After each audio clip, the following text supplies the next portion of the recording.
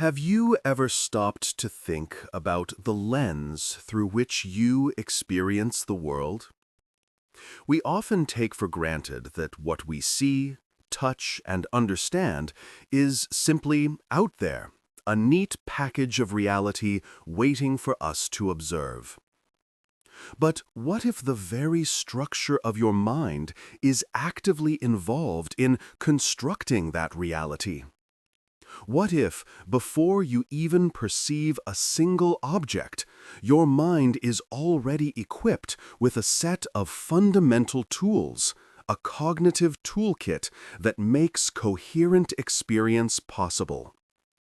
This is the profound, mind-bending question at the heart of Immanuel Kant's philosophy, specifically his theory of the categories of understanding. Forget, for a moment, the idea that the mind is a blank slate, merely absorbing raw sensory data like a sponge. Kant argues that experience is a collaboration between the sensory input we receive, the matter of experience, and the inherent structure of our mind, the form of experience.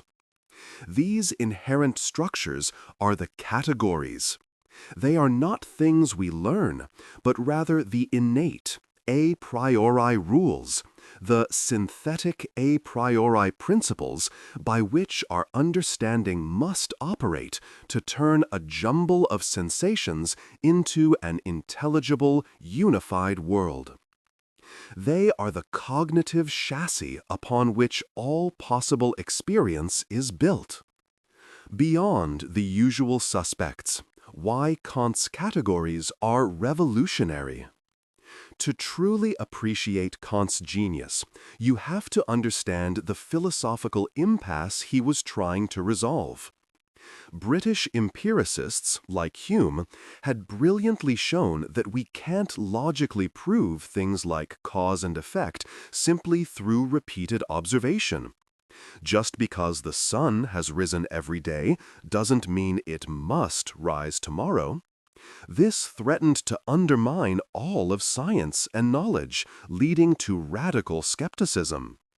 On the other side, rationalists, like Descartes, argued that knowledge was derived from pure reason, independent of experience, which often seemed overly abstract and detached from the messy reality we inhabit. Kant's categories are the bridge. They say, Hume was right that we can't find cause and effect in the objects themselves, the Ding an sich, or thing in itself, but we must impose cause and effect on our sensations to have an orderly experience at all. The concept of cause and effect isn't derived from experience. It's a condition for experience. It's the cognitive glue we use to stick two events together in a necessary sequence.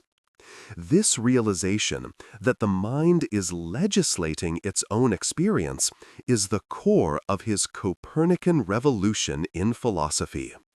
Mapping the mind, the 4 headings and 12 categories. Kant meticulously derived his categories not from guesswork, but from an analysis of the logical forms of judgment in traditional logic. He essentially asked, what are all the possible ways we can think about or judge something? He found 12 fundamental ways which he organized into 4 major headings: quantity, unity, plurality, totality. Allows us to count, measure, and grasp concepts like one thing or many things. When you see 3 separate apples, your mind uses plurality to group them and totality to consider them as all the apples on the table. Quality, reality, negation, limitation allows us to affirm or deny existence and understand degrees of things. When you say a room is not dark, negation, but merely dimly lit, limitation, you are applying these categories.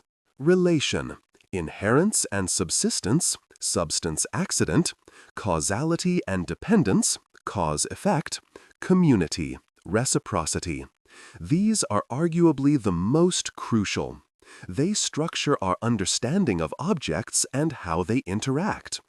When you hit a billiard ball, your mind doesn't just see motion, it applies causality to understand that your hit made the ball move. Modality, possibility, impossibility, existence, non-existence, necessity, contingency, govern how we place objects and events in the context of time and possibility. The realization that a perpetual motion machine is a physical impossibility is a judgment of modality. The unseen architect of experience, how they work together.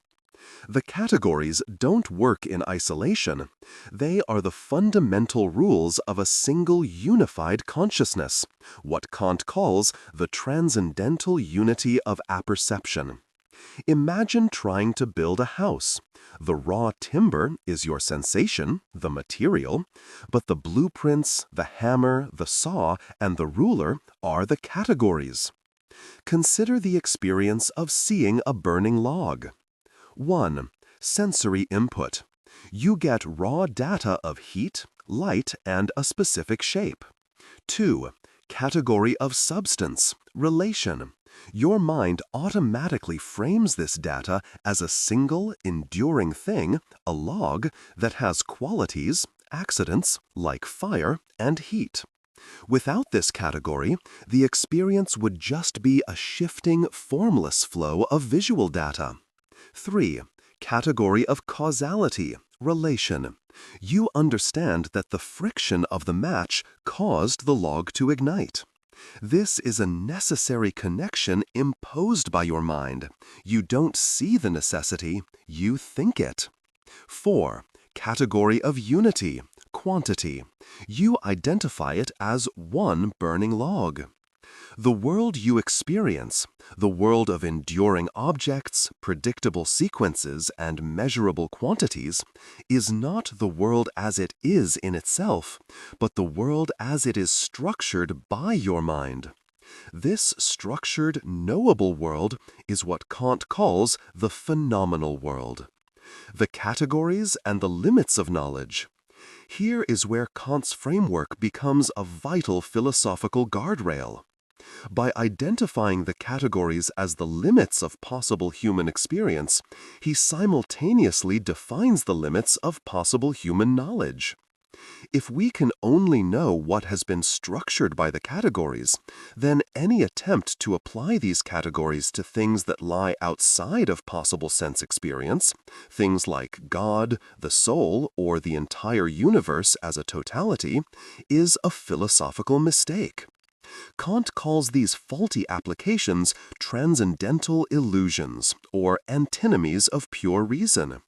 For example, trying to determine if the universe had a beginning in time or if it is infinitely old is to use the category of totality, quantity, beyond its legitimate application.